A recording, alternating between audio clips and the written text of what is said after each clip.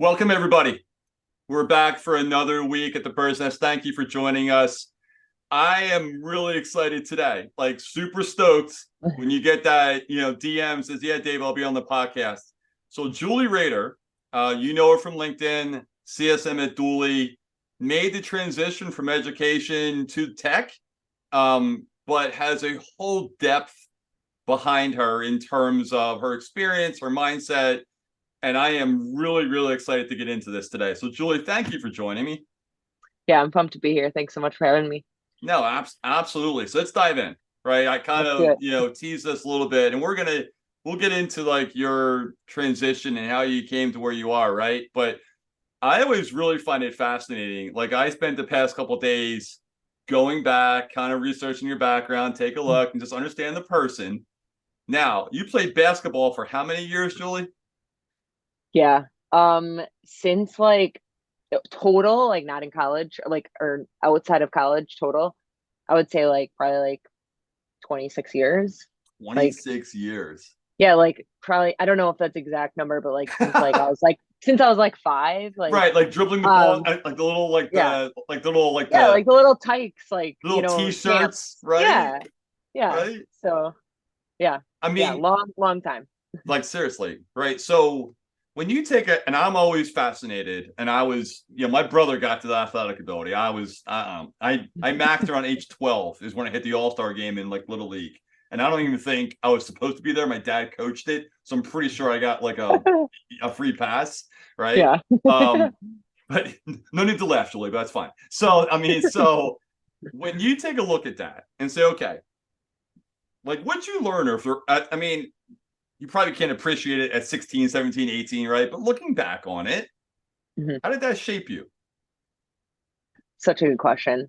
Um, just in so many ways, right? Like learning how to commit to things, learning how to work on a team, learning how to, I was thinking about this the other day, going to the gym, right? Like little by little by little, you work at the gym to achieve a goal of like, maybe it's physique, but maybe it's just overall health, or maybe you're working towards a triathlon or whatnot. The same thing I learned in basketball, right? And I was just reminded of that. Like everything in life is like that though. Little by little by little to achieve an outcome, right? I think it taught me a lot about like pushing through things that I don't want to do too, right? Like there were days I didn't want to show up because I was sore or whatnot, and I'm pushing through. I know that I need to do the hard stuff here, like the preseason stuff to get to the fun stuff, right? Like to play the games, to get to the practices, and it's just that whole thing of like I put in the work for this period of time to achieve an outcome is just something that I can apply every single day. And I just been thinking about that a lot lately, actually. So it's funny you bring it up. I don't know. I think there's so many things that are parallel to sports, to life. And that's why I'm so glad I was in sports. And yeah, I just played variety of sports as well. So I think that helped me too, and just like different people that I was working with. But I also think, working with a coach and being and seeing all different types of leadership too, like I think that gave me a lot of perspective. But I also think it taught me how to be a winner, right? Like strategy, how to work on the details and the fundamentals and how those add up to just a well-rounded player in person. So yeah, those are a little bit of the things that I've learned. There, I mean, I could go on. I could talk the whole podcast about that, No, right? I So got you. I got you. When did it click? When did it click that, hey, this is what sports gets me, or this is what, if I put in the work of X, I will get Y. It's just the amount of work I have to put in may be different. Like basketball maybe was natural, and draining threes, or whatever you're doing. Whereas softball, or track, you may be a little different. But when did it click in? Was it in the sport, in the moment, like in your high school, college days, or was it post where you looked back and go, oh, that's why, that's what it taught me. it's a great question. I think I knew pretty early on, honestly. I think now though it's starting to hit me again when like sometimes I'll forget, right? Like I'll show up in the gym and be like, "Oh, I wish I was at this point," but it's like, "Oh, wait, this is how this works." Like Mm-hmm. reminding myself like be patient, right? But I don't know. I think I can contribute that to a lot of my parents, like and how I grew up, and just I was on a lot of winning teams. Like I was very fortunate too. So I was able to see like what you can achieve if you put in the work. And like I was brought up to like go to camps and like, that was fostering like, you got to build the skills. And I also think that like I had this natural sense of just wanting to get better all the time. And I also think that came with like passion for the sport, right?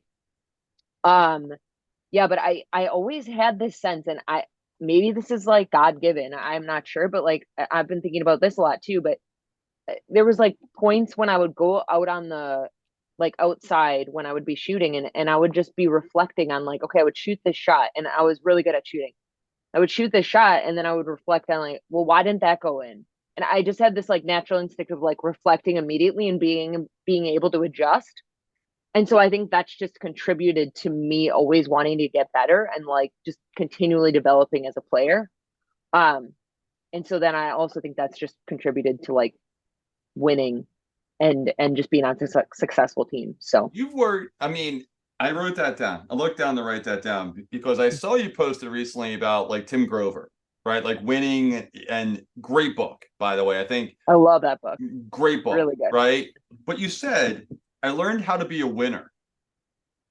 Like, what's that mean? That's complex. Yeah, right. But I mean, okay, in a couple sentences, I mean, because you're smiling at it, right? Like deep down, you said, "Hey, man, you're competitive. You learned it, but you learned how to be a winner probably at an early age, is my guess, or you're somewhere in that range. You're like, hey, I want to win, and to win, I have to do X, right? And Mhm. I don't know. Like when you said that, it struck me, right? Like I Yeah. learned how to be a winner, and I think Yeah.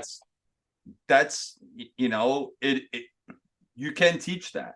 It's just hard Yeah. work has to come with it. All right. So, Yeah. look, I'm just fascinated by people who have that skill and take it throughout. I'm always Mhm. fascinated by how you take it to the next level. So I appreciate that, kind of background. Okay. I think one thing on it though, I think it's important to note that that's infinite, right? Like winning is infinite. It's Yeah. an infinite game. So this concept that Alex Hormozy talks about that I think is really important to understand.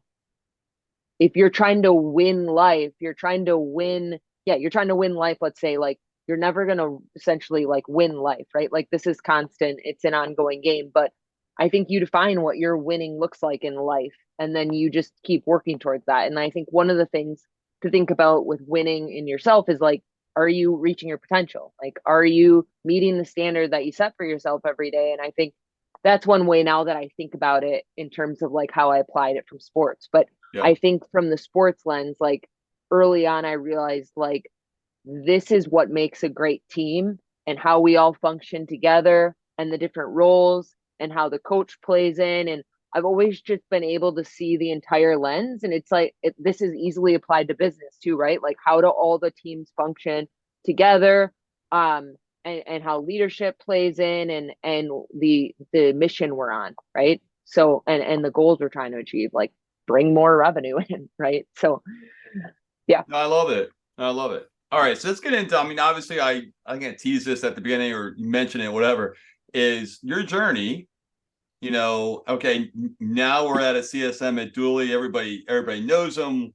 Well respected company. You've been there, being promoted. Okay, what people may not know, and I didn't know until I started. I guess I started following you. Maybe 3-4 months ago, and I was like, hey, wait, you came from education. Now, my wife's a teacher, right? So, really fascinating to me because I used to tell her all the time, I was like, you could do this. And she's like, I don't, etc. But you made that leap from education into, I mean, take me through that. I didn't know how to describe it. Like, you walked in, I think I saw you walked in one day and basically said, okay, that's it. I can't do this anymore. Right? Is that pretty close? Yeah, for sure. So I mean, I think I had been like ruminating a little bit for a while in education, just like, is this the place for me? Like, there's aspects I like of it, but is this the lifestyle I want for my life? Like financially, just the flexibility and the environment and things like that. So, I think after like the pandemic and things, I just kind of realized like, I think I need to make a change and like hitting a certain age milestone and just kind of realizing more of like what I want from life and just really diving into that more and being more serious about it. I was like, this is the time to make a change, right? I don't have a family, like, um, yeah, it's just the time to like bet on myself. So, I essentially like walked in the principal's office, said I was gonna leave, and yep, gave my notice and left. And then I was making my journey into tech, and I didn't really have like a super strict plan, which is just like the like naiveness of it all, right? Because with teaching, when you're looking for jobs, the competition is less. Like there is not a lot of people competing. Plus, I was in special education. There is not a lot of people wanting to go into special education. So like honestly, like I could have gotten a lot of jobs that I wanted, but then when you start entering the business world, you realize there's a lot more competition. Obviously, I didn't have like I didn't know enough about like positions either. Like I didn't really know where I was going, but it made me like the quitting like kind of forced me into action, like urgency. So and then I got on LinkedIn and started learning all about that platform and like networking and the skills that I was learning there, and then just came into CS role and then just kind of decided I was going to choose that path and started just diving into like what that role is and networking within that space.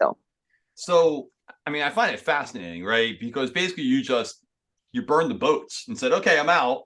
And then I'm going to figure and then we're going to figure this out in terms of where you want to go and what you want to do. Now, before we came on and hit the record button here, you said something that I thought was great, right? In terms of that element of like speaking with people and such like that. Now, I'm going to ask you to repeat it because I think it's such a good quote, right? Like how you did that with your networking, I guess, on LinkedIn, right? Yeah. Yeah, so I found I think what really helped me with the platform is that I didn't have any preconceived notions. Like I never had a LinkedIn profile because it's just not what you do in education. And so I really was just reaching out to people as like a conversation as you would in person. And so more natural and not like sales pitchy or very business oriented. And so I think people took to that and wanted to help. Plus, I was reaching out to not waste their time. Like I was really just curious, coming from a curious space and like wanting to learn. And so people wanted to help me out. I was also putting in the work too. So I think people saw that and they wanted to help people who were putting in the work behind it. Yeah. But yeah, what I said before the call was honestly like I was running a podcast without knowing I was running a podcast, and but I essentially didn't record anything. And like I think back on all the conversations I had, which was essentially like 100 plus, and Wow. I wish I would have like recorded some of the conversation because they were like super great. That's amazing, right? And Yeah. like I know followers can be deceiving, but in looking at your stuff, I think you have like 37,000, right? And your Mhm. engagement is so strong, and Mhm. yet you've only been on the platform a couple years, right? Mhm. And I mean, like what what has been I mean, what's been that secret? And maybe you just said it, right? Being authentic and natural and just yourself. I think a lot of people try and be authentic and natural. They may be saying, well, I'm authentic. How come I don't Yeah. have that engagement? Is there something that you've learned in terms of the engagement that's just helped you, broaden your scope and your reach? Yeah. I think I think the networking piece really helped me early on. I think sharing a journey that people resonated with helped a lot. I don't share about it as much anymore. But when I did, like I was getting extreme engagement then. And I think it just resonated because a lot of people that I had talked to, which I didn't realize, but it was like very hard to break into tech, which I didn't realize was a thing. But when I broke in, like, and I was sharing my journey, at the time, a lot of teachers were on the platform too. I felt like, and we're trying to like move out of education. That was like right after the pandemic. Um, but yeah, I think that really resonated. And I think any story like or journey you're taking people on is really impactful. But I also think if you can write in a compelling way, and there's some copywriting aspects to this too, right? But I also think if you're sharing your genuine thoughts and experiences in a way that's really unique to yourself and how you write, like, and you have a unique element to your writing, people can read that and like feel that. You know, like there's a difference between someone sharing a story and it being like really meaningful and how they're like their authentic thoughts.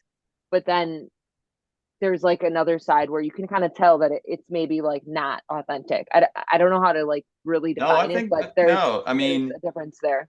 how you write, and for those of you not following Julie, please do hit that little button, right? Because in going through your stuff the past couple of days, I was like, oh heck yeah. Like, I mean, I was like, this and how you write is kind of what this conversation is right here, right? Mhm, mhm, It's just flows, and there's no commas in the exact spot. It's like, there's some space. It's like it's you. And I think mhm. it comes across, right? So I think I think you're onto something, and I think people can learn a lot from just understanding, like not to be you, but learn how to be themselves. And that's a tricky line sometimes, right? But Mhm.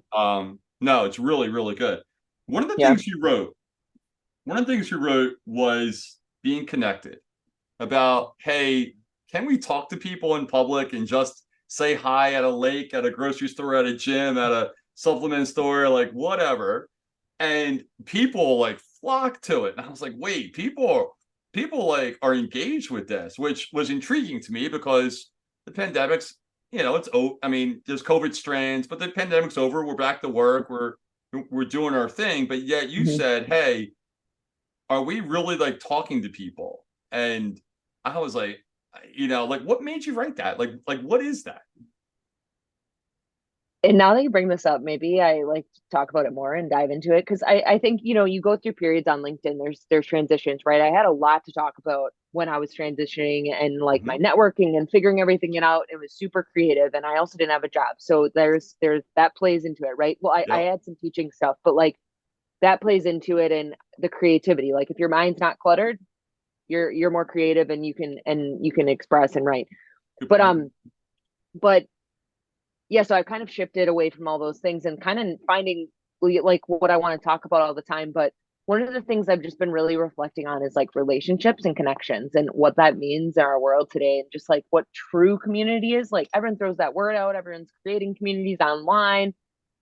And I just think that we've lost this a little bit in society. Like even like I've been going to the gym and I just see everyone has their headphones on and like nobody's chatting. And it's like once you open your eyes to it, you just notice people are just not having like dialogue conversations. Like a lot of people are just like walking around in their own little worlds in their own little heads. And I'm just trying to get myself out of my own bubble, like because I can be in my own head too, and just like keep in my own little focus. And so I'm trying to make a point to like have conversations with people around me because I think you can just learn a lot from people. Like it doesn't need to be this. And actually, I'm like, I don't like small talk, but I think that we should be connecting with people more than we are. And like, even if you go to the grocery line, like it's just very, the people that I'm interacting with when cause do the checkout, just very like impersonal, like lacking social skills, lacking just the conversational piece. And like,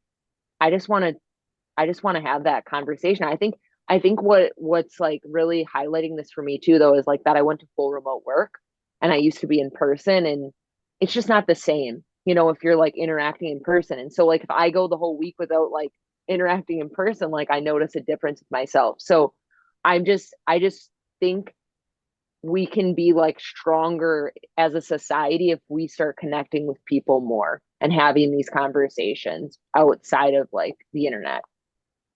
Yeah. Look, you said a lot there, right? I think that, look, as I am a full blown, I want to work from home, guy. Now I will travel a little bit. I'll get out, but in terms of, hey, Dave, you got to go to the office 5 days a week, not a chance in hell, right? Yeah. It's just not happening, you know. Mhm. Um, but what you're saying is part of that, right? If I go to the office, I have to be there. I have to stop for gas. I have to do more things, right? I have to do more things. You keep me Mhm. here. I literally, my kids are like, "Hey, Dad, you're gonna leave the house?" I'm like, "Yeah, I'll leave. Yeah, sure, maybe. I mean, possibly, right? I mean, not a good thing, right? That's not a. I'm not saying that's a positive. Trust me. But I'm with you. Like, we have to. there's more connections that we can build. And I had somebody at work who I really confide in, and we were talking about the podcast and stuff like that. And he's like, how well have you done staying in contact with the people that you had on the podcast, had a great relationship with, posted on, DM'd on, all of that? And I go, honestly, not great. A few of them, but not everybody. And it kind of goes to your point, right, as well. So Mm-hmm. you did say, though, like, kind of taking this full circle on the mindset of the 75 hard is something that I think, are you doing it now, or you were doing it? I'm doing it now. Okay, so did you get your workout in this morning already? Like, you already Yeah, I got got one both. in? I actually got both in. This is a good day so far. Not Yeah. bad. Not Yeah. bad, It's right? good. Like, Yeah. I mean, and is that something you did just to challenge yourself? And you're like, all right, I need something. I need to push myself. I'm in this little comfort zone bubble, work from home. I know my job. I can kind of just do this on autopilot. Or is that something, or does something like really trigger that and say, okay, you had something happen that said, I have to get out of this process? Yeah. So when I have done it a few times, and the first time that I did it was right before I quit my job. So I like started, it was like April of 2021, and then it moved into like, yeah, that part of quitting my job. And I honestly think it jump started and like gave me the courage.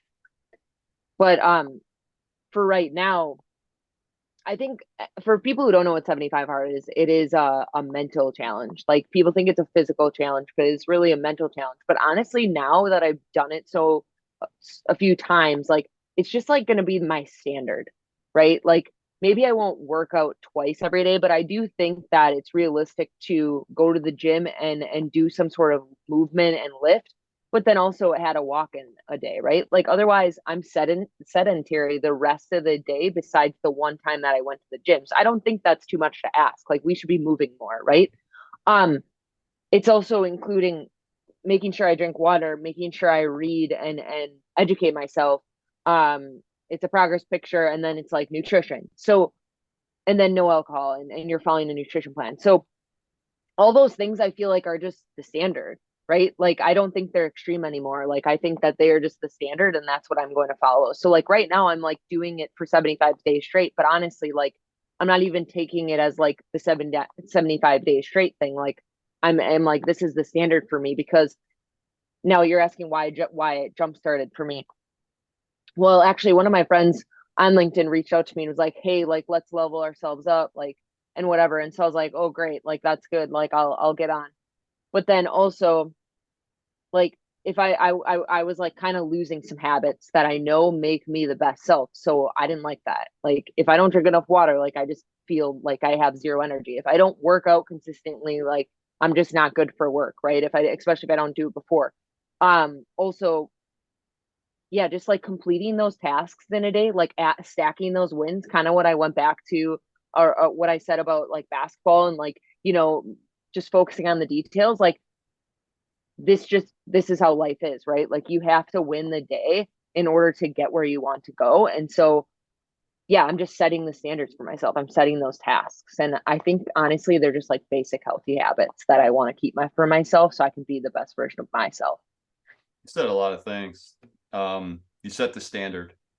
You hold yourself to that standard. And now there's a Hmm. new standard, right? It's not Hmm. 75 hard anymore. Yeah, you're going to cross off the day, but on the 76th day, you may not change.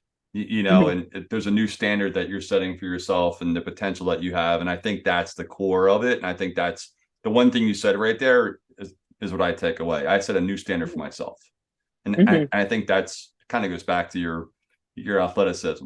All right. Yeah. And your basketball and all that, yeah, Yeah. goes with it, right? Yeah. So I guess, I do want to touch on like the CS piece, right?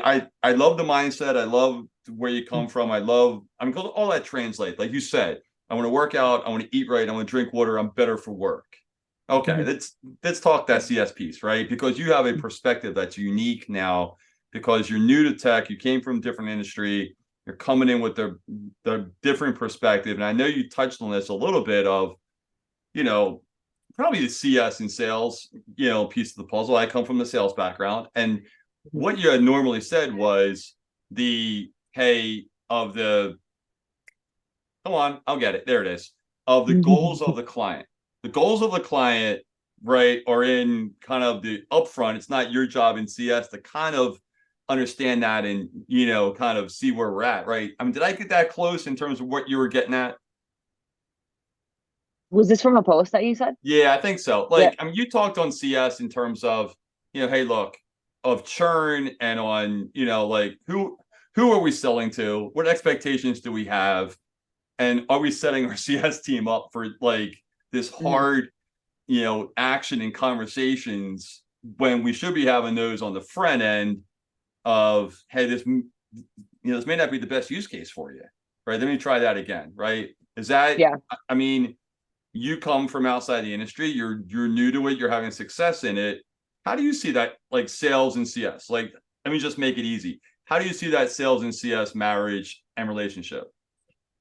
Yeah, it's super important because I'm getting a ton of customers handed over from them, right? And so, especially if you're a startup, right? Like you may still be trying to figure out like are we solving these problems? Like are these the problems that the customer or the prospect has and and then the value we're giving and like all this circle of value. And so I when I work with customers and they go through the entire journey, and then renewal comes up, like I can provide the feedback of like, was this a good fit? Did we deliver on our promises? Like all these different things. And like obviously like that plays into my role too, but like I can even see, is this a good fit in terms of like ICP? Like, and maybe we're still figuring that out too, stuff like that. But like I can give feedback then to sales and they can maybe target differently. Um, I've recently like connected really closely with one of our reps on some of the like getting CS into the sales cycle a little bit earlier with some like implementation things so that it reduces the friction and the onboarding. So that's why I think the sales and CS relationship is so important. It's not like, oh, sales like gave us bad deals or something. Like that's not it. It's like it's just all like a learning experience and like having that open dialogue back and forth so we can just get better as a business. It's the open dialogue, right? Yeah, I mean, and bringing you in on the front end. right. I mean, doesn't have to be this hard line in the sand of okay, pass the baton, then we're done, right? Right, There can right. be the overlap. I know I can be better at it, right? I sometimes catch myself. I'm like, hey, this would be a good opportunity. This is it, and it's just, you get into that hustle mode. You just don't think, and sometimes you need conversations like this, honestly, or a post or hearing from your own team to go, hey, I can come in early, and that handoff helps. It's a better experience for the client, all throughout. All right. We're coming up on time. Thank you for that. We're coming up on time. So at the end, I always like to do a couple of minutes of like a little bit of a fun, right? All right. So I Cool. know you're big on eating your protein, right? Which I have no idea how to do, right? It's like it's crazy to do that. So like you posted something on like a protein ice cream or something with like Oh, this I did ninja thing actually. from the Walmart. Like Yeah. what the heck is protein ice cream, Julie? Like what is that? That's funny. I forgot I posted that. So I I buy from First Form supplements. I don't have you ever heard of the company? First two? First Form. No, I have not. I'm not a big protein guy if you can't tell. But you Yeah. know what? I should. Right, I But no, should. super cool company. I love them. Okay. Um, but so I buy my protein from there. So essentially, like I take a protein shake after I work out because when it's a fast digesting, so that like when your muscles are broken down, like it immediately repairs them for faster recovery. But you can also use protein for like meal replacements. They have like two different ones. So essentially, all you have to do is put one scoop in milk, and then I bought this creamy. Like honestly, it was the fastest purchase I ever bought. And I like am a cautious buyer, but it was like I saw some reel on Instagram, and this girl was because I'm trying to hit a protein goal, and it can be challenging with just whole food. So I'm like, oh, easy, like easy way to get a protein, and it's like fast. So essentially all you have to do is milk, protein, mix it up, put it in the freezer for 24 hours, and then literally pop it in the machine, and it like does this little thing, makes ice cream, and then it's like literally like think Dairy Queen type texture, like a twist cone or something, and it tastes like chocolate or You vanilla or need a whatever you video on this. There's got to be some sort of like LinkedIn post, Instagram. You got to post buy. some sort of video now that you have this I protein should. ice cream. I was You gonna, know, but I never did. So I I mean should maybe. that's great. Okay, so going back to your days of playing, highest point total. Would you like? You know, what'd you get up to? Like you can shoot the ball, and you had a few things of you shooting the ball. So like, how many points you score in a game? I think 29, but Okay, I was the all-time leading scorer at my college for 4 to 5 years. Now I'm second, but it was like I had like 1700 something in like the 4 years I was there. damn, that's not even a soft flex. That's just yo, I can ball. I mean, that's straight up. What's like? Is that like 4 year starter kind of thing? You came in as a freshman and just played. Yeah, I started every single game that I like that I was there. So I Damn, for 4 years, yeah. that is strong. Good for you. Hell, Yeah, that's. I it was mean, fun. I'd be putting out every billboard, out there possible if it was me. All right, so last thing. 2023 is winding down. 2024 is almost here, right? What's Yeah. next? What's your next thing? It's a good question. Maybe I'll start a podcast. You should, by the way, as long as you have me on it. But that's fine. I don't know what we're going to talk about. We'll figure it out. But yeah, you 100% should. I mean, I can show you everything that. I mean, and for anybody listening, it's super easy. By the way, it's super easy to do. It is not hard. The hardest thing is actually getting the people, your guests lined up Timelines, on your scheduling, schedule, and then trying to figure out what the hell we're going to talk about. Right? That's usually that takes a little bit some of work. research. But you 100% should. I think the fact you told that story on the networking and how you did it, you already have 100 episodes under your belt. Like like you already know how to do this, right? Yeah. So I think that should be. I mean, but seriously, what is your like? What do you want to do? I'm trying to still figure out like where I want to be in tech, I think. Obviously CS is where I am right now, but just trying to think like, is that my long-term goal? Like, do I want to maybe navigate into other like spaces like, sales or marketing or whatnot? I also think I'm trying to figure out like what I want to do with writing. Like that's something I really like. Um, I know we talked about athletics. That kind of made me think of the transition out of athletics. Like I had a really tough time with that, right? Like I Yeah. was all in on sports. Like that was my life forever. It was a lot of my identity. And I still think that I haven't found that thing like that sports was to me. And I tried the coaching route. Like it wasn't for me. I just wanted to play. Um, but I think there's something that I still need to figure out with like what really fulfills me. Um, and maybe writing is that. I just need to kind of go all in on it.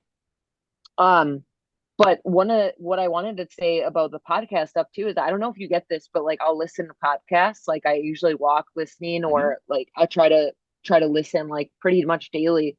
But I always get these moments where I'm listening to podcasts and I'm like, oh, I was supposed to hear that. Like I was supposed to hear that.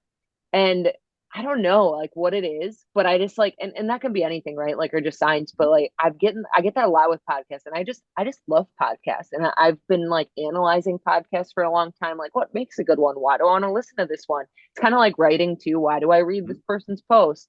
Mm-hmm. Um, but I think the storytelling aspect of podcasts is really cool. And I Yeah. like that a lot.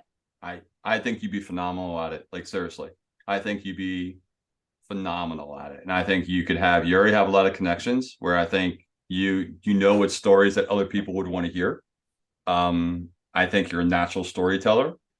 Um, the way you talk and the way you kind of present ideas is easy to follow, and I say that like all seriousness. It's you'd be excellent at it, right? And is that your big thing? I don't know, but I think you'd have fun at it.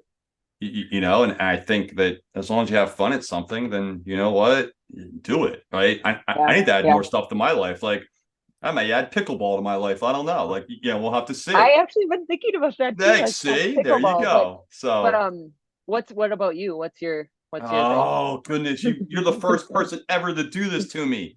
And I thought about this. Someone did this to me after we were done recording, and I was done, but now you're gonna do it to me. Um, I just look at potential. That I'm not, I think I am good on where I'm at in terms of I'm happy with the amount of like focus I put in on my sales career and my team and doing that leadership piece. I'm not I'm not happy on the potential of the health, the nutrition, even the reading. I read a lot on weekends. I don't read a lot during the week, and I think I can play that out more, right? And Mhm. you know, I come from a military background where it's structured, very much athletics, right? Hey, this is how we're going to do it. And I think that what's funny is like during the week I'm very structured. I like it. It's good. Weekends, I have this like big empty space. I'm like, what the hell am I supposed to do with that? Right. And like, I'm like, what? I'm like, I literally, I'm like, what am I supposed to do with this? Right.